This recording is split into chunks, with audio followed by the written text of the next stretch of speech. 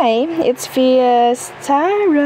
Hello, Scorpio placement. So, general and love reading for the rest of August. Okay, so, yeah. Syempre, before tayo mag-start, kung hindi ka pa nakakapag-subscribe, please do subscribe and hit the notification bell para lagi po tayo maging updated sa mga mangyayari pa lang. And again, yes, kung meron pong tanong pagdating sa private reading, just message me sa akin pong FB page for more info. Ganun rin po pagdating sa ating mga charms. Okay, so again, dito sila. Unahin ko muna po, no? Yeah, meron tayong mga protection from evil eye. Okay, so we have here 4 samples. Okay, so meron tayong dalawa pagdating sa bracelet. Isang garterized and isang adjustable. Yung adjustable po, pwede nga pa-customize. Okay, so pwede siya sa red string. Okay, and pwede siyang lagyan po ng initial po, ng magmamayari. And yung ating, okay, the ring and the necklace. Oo. The ring and the necklace. So, si ring is adjustable. Okay. Yung ating necklace naman po is, non-tarnish, hypoallergenic. Okay. So, and pareho silang unisex. Lahat naman is unisex. Okay. And syempre, yung ating the big 3 na sinasabi. Oo. So, unahin natin yung ating 2-in-1, the love and money bracelet natin. Oo. So, napakagaling ito mag-provide pagdating po sa money. So, parang tactics niya yun. Oo, na parang unahin niya yun, tapos yung love mo naman. Para sabihin nating maiba yung focus mo muna. Kasi madalas yung mga nakuha nito is problemado sa love life. Oo, aminin nyo. Oo, so, parang tactics or technique ni ating 2-in-1 love and money bracelet. Oo, na parang i-focus ka muna sa kaperahan. Bibigyan ng pera nito, pagagandahin itong pera mo. Okay, ang flow ng money. And then, tsaka niya titingnan kung ano ba ang pwede para sa'yo when it comes to love or kung anong dapat sa'yo pagdating sa connection na meron ka. Okay? Pwede po sa lalaki, ilagay nyo lang sa red pouch. Okay? So, charm po kasi siya. O, meron siyang, again, citrine stone. Okay? For, tawag dyan, like money magnet. Okay? So, again, ito naman, yung ating cord cutting. So, si cord cut, nag-aalis ng mga nagsisilbing parang alat. Okay? Nagbibigay ng alat, nagbibigay ng MALAS sa'yo, sa sarili mo, okay, sa bahay nyo, kung sa tingin mo, at sa business. Okay, kung sa tingin mo, inaalat yung business mo, pwede sa'yo to. Okay? And yung ating granter. So, si granter, again, okay, so si granter po, ganyan. So, tagapag-grant ng inyong mga minamanifest and tagapagbigay ng surprises at least twice per week. Ayaw nyo pa nun, diba? So, saan ka pa? Kahit hindi nyo hilingin yung ibibigay niyang surprise, diba? Aside pa kasi syempre sa mga minamanifest mo, meron siyang something, a surprise for you. A little or a big surprise. Weekly. And syempre, yung atin po, ang tawag dyan, cleansing kit is available kasi napaka-importante nun, ng ating pang-cleanse, lalo na kung nahawakan, nabati ng iba yung charm mo, or kung ano man na bawal pagdating sa charm mo. And syempre, kapag nakapag-grant or nakapag-bigay siya ng kung ano sa'yo, kailangan natin silang i-recharge. Okay? So, kung meron pa pong mga tanong, just message me sa akin pong FB page for more info. Sa legit FB page po, ng Fiestaro. Okay, so siguro sa mga nagtatanong pa rin sa comment section, hindi ko sigurado sabihin nating nanonood ng panimula kong mga sinasabi. Parang hindi naririnig ang aking sinasabi, no? Sa comment section pa rin. I don't know. Let's see.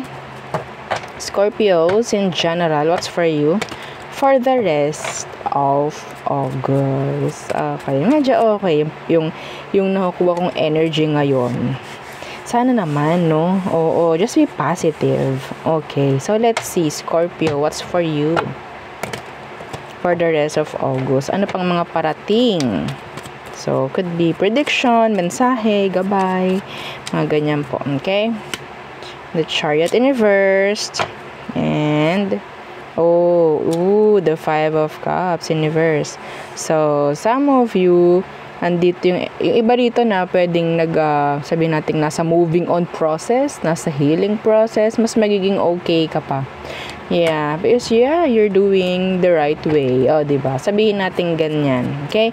Some of you, if you're ready, there's somebody else. Or, I mean, there's this, maybe a new person, okay, na parang paparating. Are you ready? Ganun po, ha? Some of you, I'm hearing fixing pagdating po sa sasakyan. Okay, may mga babaguhin siguro, or may mga idadagdag, or may mga kukumpunihin lamang. Okay? So, what else? For our Scorpios. The Seven of Swords in reverse. Okay. Double check your notes. That's specific. Double check your notes, double check your skeds. Ayaw natin na may mga mag-overlap, no, na schedules, overlapping, no. So ano tong Seven of Swords in reverse? Yeah, Justice in reverse. Hey, okay. Ang nakuha ko dito, napaka-specific. Pwedeng meron ditong mahuhuli something. Okay, may mahuhuling something. Kung ano man, I don't know. Okay. This is not good, the Justice in reverse. So, kung meron kang mga ginagawa na hindi maganda ngayon, Scorpio, may chance na mahuli yan, or makita yan, or malaman yan bago mag-end ang August. So, I don't know kung paano, diba? It's a gabay. Diba? So, just be more careful kung ano man. What? Just be more careful, okay? Don't be, careless. Okay?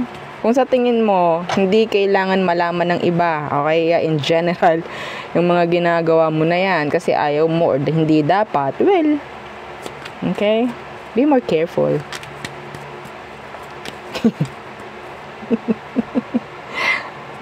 Parang ang pangit nun, no? I cannot. Let's see. Well, di ba? No filtered.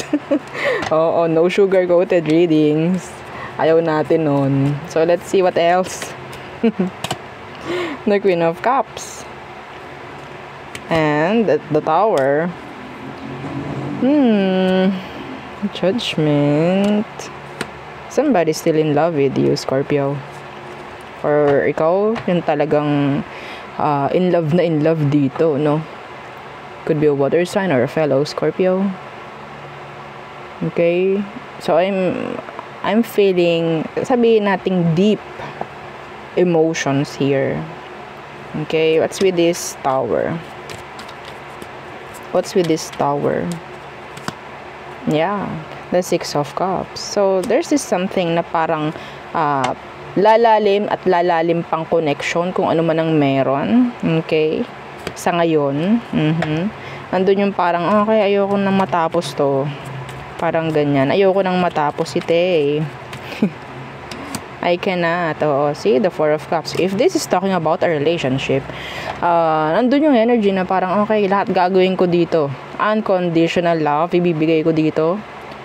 Para lang maiwasan yung separation if ever, or the conflicts if ever.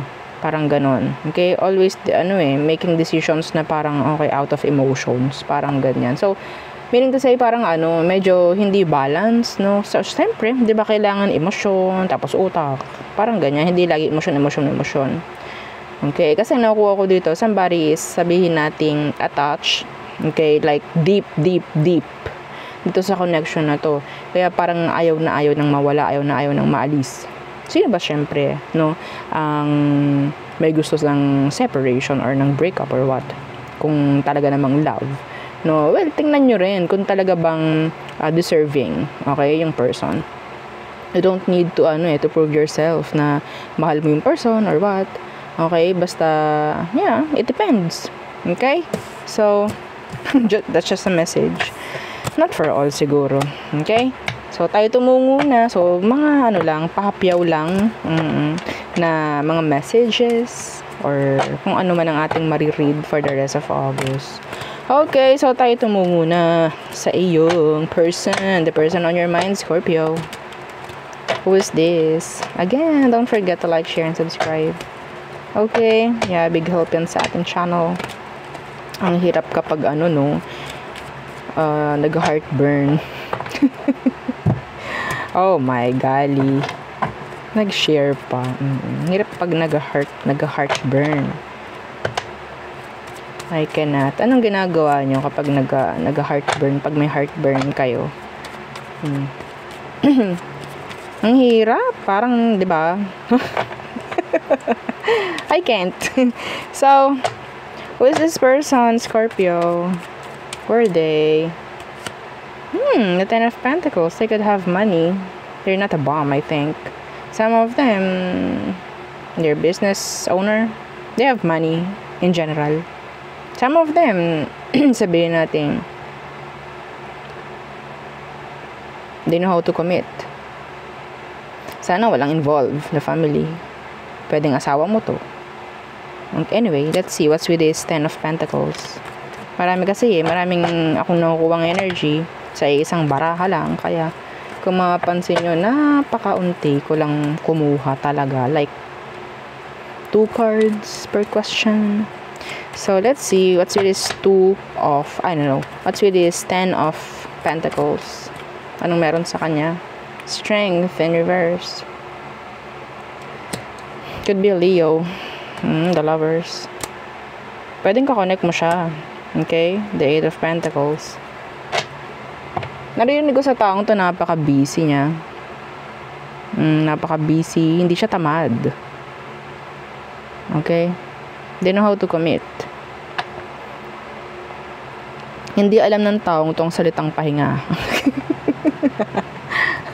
Pwedeng Earth sign, Taurus, Virgo, Capricorn. We have here Leo. Okay?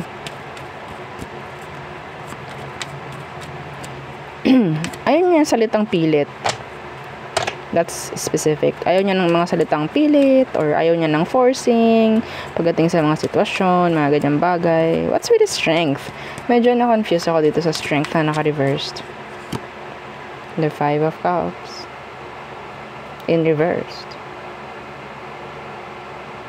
Napaka-smooth flowing nung energy nung person. You don't need to put effort pagdating sa kanya. Hindi mo kailangan na parang every time na makaka-connect mo to, sabihin nating nare-recharge ka, Scorpio. Nare-recharge ka. Parang ganon yung energy. Some of them could be on a higher frequency, higher energy. So let's see, ano bang meron pagdating sa situation nyo? Anong meron? Okay. Justice in reversed. Oh my.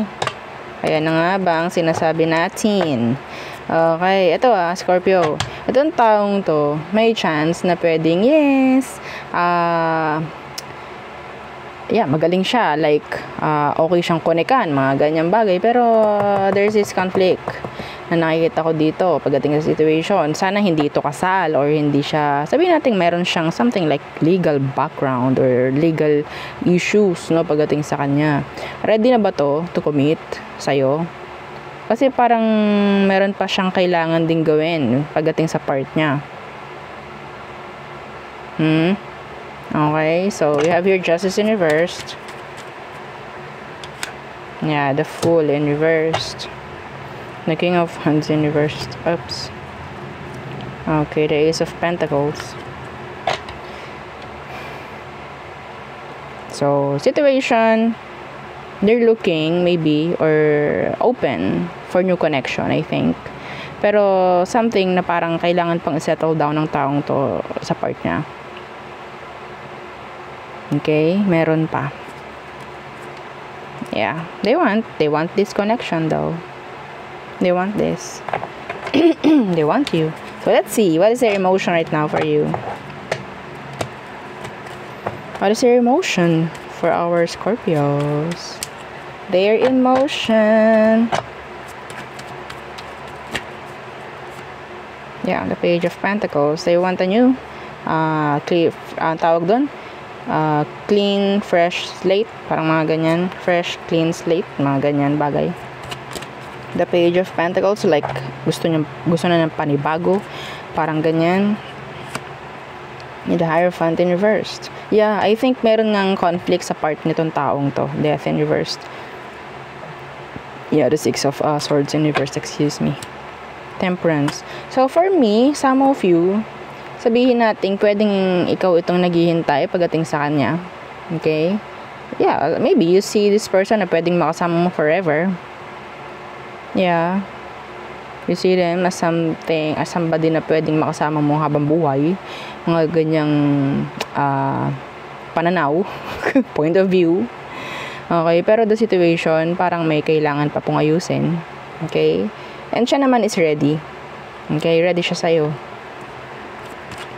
Let's see. Their next action. Their next action. Yeah, the Ten of Swords in reversed. So, ito yung nasa part niya, I think. Ten of Swords in reversed. Yeah, see, the World. So, this is changes, endings. Okay? Yeah, the Page of Wands. Uy, ready sa'yo tong taong to. Ready siya sa'yo. So, siguro, it's like going with the flow, kung anong meron sa ngayon. Pero open siya sa'yo. Okay, sana walang sabihin nating tago. Pero, yeah, I'm seeing here, energy na parang okay na. Like, open. Parang ganun. So, anong outcome nyo? I think there's this ongoing na parang process about annulment or divorce, mga ganyang bagay.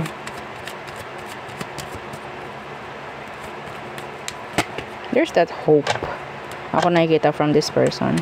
So, let's see. What's the potential outcome? The Wheel of Fortune in reversed. And the Nine of Cups in reversed. Ten of Wands. The Four of Pentacles in reversed. This is a strong connection though. Okay? So, sinasabi rito na hindi ganoon kadali yung magiging, okay, sabihin nating pathway ng inyong connection. Hindi ganoon kadali. Yeah. Hindi ito like isang ganun lang. Kayo na. Marami pong pagdadaanan dito. Maraming challenges. Okay? Na siguro sabihin nating magiging sisiw lang kung talagang pareho kayong handa dito sa connection na to. Okay? So, there. Yeah. Yun lamang. So, next, tingnan natin all signs for Scorpios. Okay, again, please. Oo, yung ating like button, share, and subscribe, and yung follow, is wag nyong hayaang nakatingin lamang sa inyo. Pindutin, pag may time, diba? So, Scorpio, all signs. Okay, the person. Tawag dito, the person you've been dealing or dealt with. Okay, so Aries, they want commitments, they want connection, like long term. Taurus, they have regrets. I don't know, some of them they're sad. Gemini, they're holding back. Cancer, ego, pride. Some of them, this is talking about blocking, control. Leo, they have a lot of, sabihin nating, plans. Okay? Virgo, they want a new beginning. They want another chance with you. Libra, so parang nawawala si Libra. They don't know kung anong direction tatahakin. Okay, some of them, they're longing for you. They need you. Scorpio, so there's this energy of control, patience, waiting. Sagittarius, too much hot and cold energy coming from them. They're not consistent. Capricorn, unstable. Or maybe they have this issue pagdating sa kung ano mga sitwasyon meron sila. Okay? So, Aquarius, you can't, or maybe they can't avoid this connection.